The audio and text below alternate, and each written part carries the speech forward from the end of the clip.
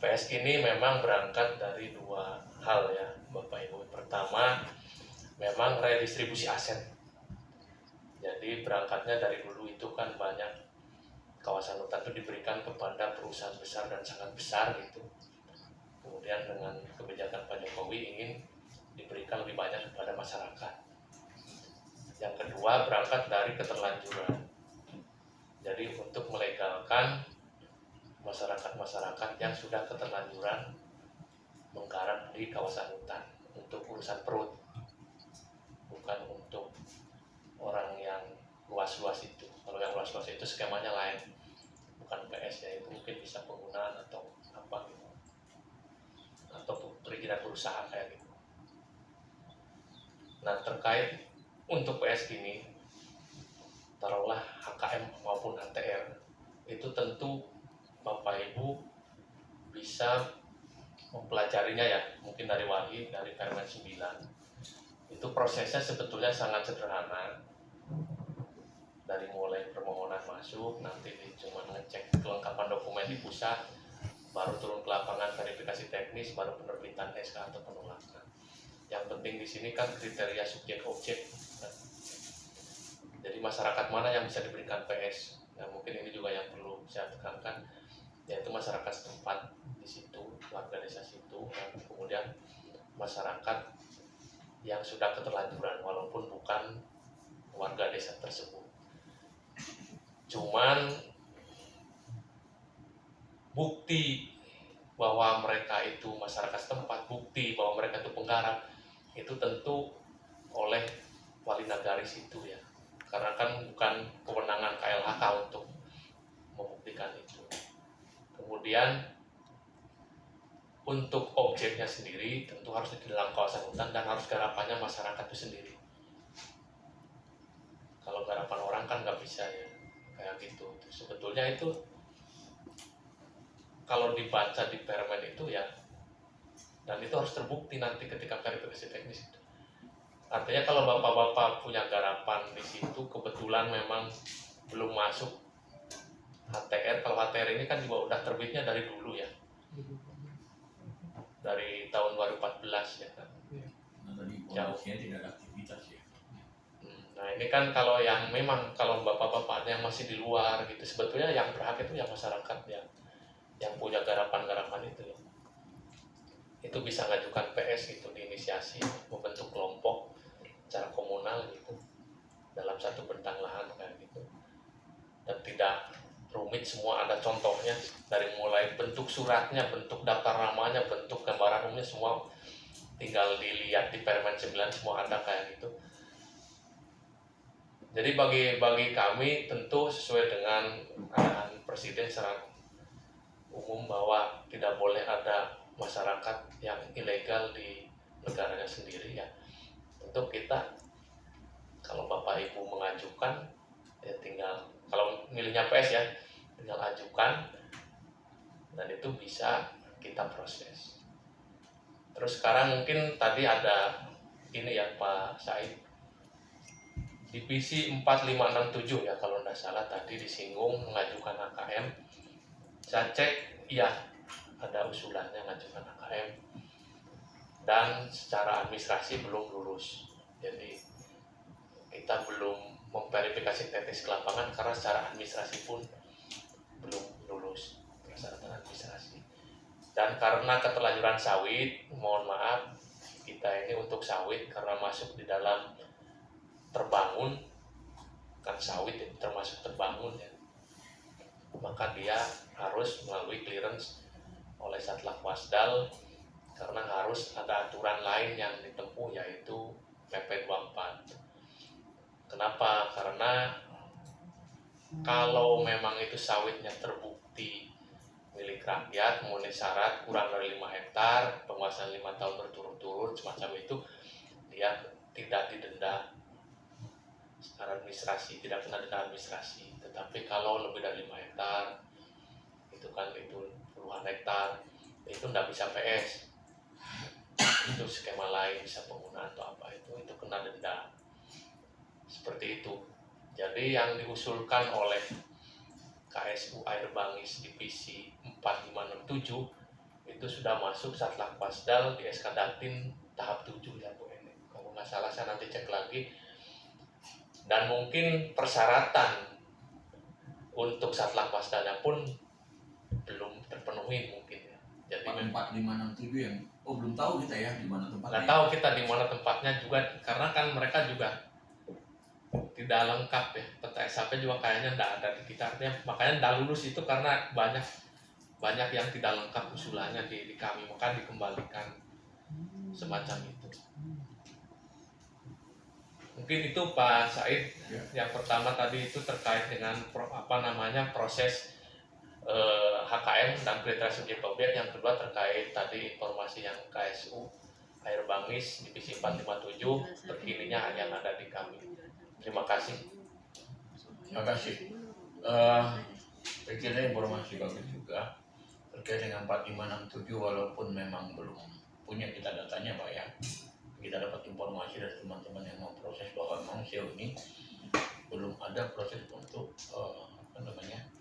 permohonan divisi 567. Karena sesuai dengan ketentuannya itu memang semua yang sawit ini kan memang harus diverifikasi, dan kalau itu memang terverifikasi itu memang betul-betul merupakan tanaman. Akan dilihat kalau tanaman sawit rakyat itu sawit rakyat kalau memenuhi kriterianya tidak lebih dari 5 hektar per orang dan penguasaan lebih dari 5 tahun, regulasinya mengatakan itu masyarakat tidak dikenai sanksi denda administratif sekalipun. Tetapi kalau misalnya memang hasil verifikasinya itu memang merupakan tanaman sawit perusahaan, itu yang kena denda. Regulasi saya kira teman-teman sangat memahami juga itu. Ya, Masuk tidak dikenai pidana. tidak dikenai pidana. Jadi kalau dengan pendekatan PP 24 sekarang, ya, seperti itu. Ya, Pak Said, saya mau respon tadi Bapak yang tadi, Pak Gunadi. ya Pak Gunadi. Kalau soal prasyarat yang tadi benar Pak, kita kita kan bisa mengacu ke peraturannya gitu ya. Tapi kan persoalan di Air Bangis ini sekarang berbeda gitu Pak. Pertanyaannya kan, apakah bisa warga mengusulkan PS di atas izin yang sudah ada HTR? Tentu sebenarnya enggak, karena kan nggak mungkin ada tumpang tindih. Nah persoalannya adalah bagaimana langkah kita untuk mengevaluasi dulu HTR-nya, gitu kan, lalu kemudian mencabut sehingga masyarakat bisa melakukan pengusulan PS gitu. Karena selama HTR itu ada dan tidak dievaluasi, ya mungkin selama itu juga kemudian masyarakat tuh terhalang untuk bisa mengakses PS misalnya begitu.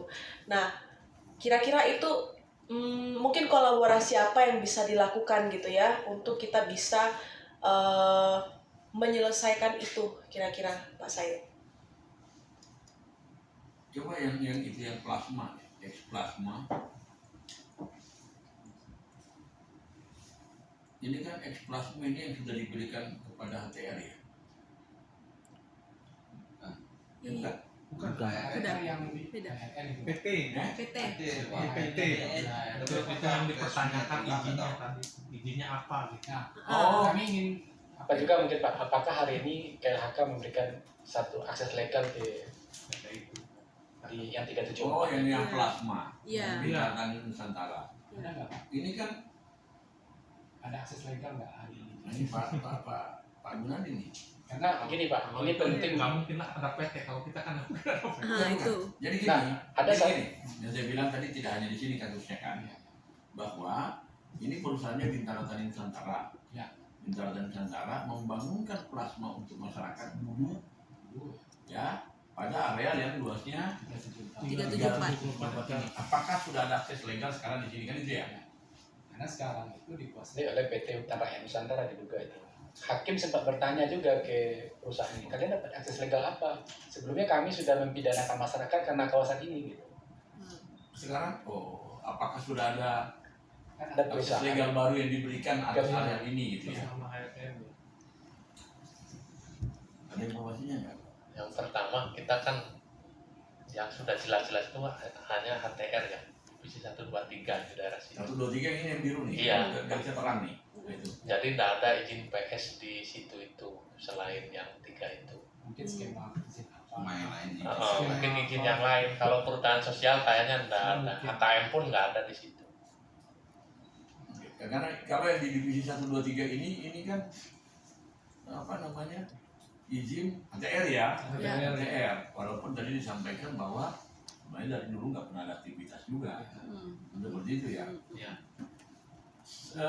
Boleh nggak di zoom lagi nih, yang di luar yang merah-merah ini yang bawahnya apa? Kebun sawit.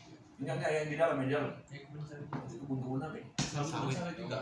Sawit masyarakat. Kalau kalau dari ronanya sih kebun sawit rakyat Ini kan ini sebagian kecil dari Ya. apa Pak? Peta masyarakat. Ada juga belum yang belum. Tapi sekarang sudah terbit di situ ATR. Terbit ATR lama ya? ATR lama. ATR lama. Itulah yang diminta tadi untuk dievaluasi. Iya. Atas nama KSU. Iya. Ya, bagus. KSU Bangis. Ada kaitannya nggak dengan yang tadi, dengan PT tadi? Ada penerima manfaatnya sama tuh. Yang diminta dievaluasi ya. Jadi Saya kayak mau tanya Pak, yang realnya di dalam divisi 1, 2, 3 ini yang tanaman sawit siapa? Iya, Pak, izin jawab, Pak. Ini nggak apa-apa, ini kita aja. Iya. bisa Ya. diingatkan toh. Kan ada. Jadi di divisi 1, 2, 3 itu, Pak, masyarakat itu sudah menggarap sejak tahun 2005, 2006, 2007, Pak. Yang sawit. Sawitnya ya. Nah, baru ditanam sawit sekitar 2000 berapa? 2008. 2008. Nah, tiba-tiba oleh masyarakat setempat. Kemudian ada klaim entah dari mana mereka yang tadi kita lihatkan dokumentasinya itu memiliki izin di atas itu 2014 dan mereka baru mulai mengatakan kami sudah memiliki izin di sini sejak 2014 itu pada tahun 2017. Iya. Iya, 3 tahun setelah keluar izin mereka dan itu artinya hampir 10 tahun masyarakat sudah berada menanam sawit di situ. Tapi sebelum masyarakat menanam sawit, mereka udah menanam tanaman lain, Bu. Bapak. Oh, coba gambarnya dikecilkan coba. Iya. Ini luasnya berapa ini? Yang divisi 1, 2, 3? 1590 hektar. Itu memang sudah sejak lama pun memang sudah digarap oleh masyarakat ya. Iya. Sekarang. Malah banyak rumah di situ, Pak. Kemudian ini yang kena operasi oleh Polda bukan?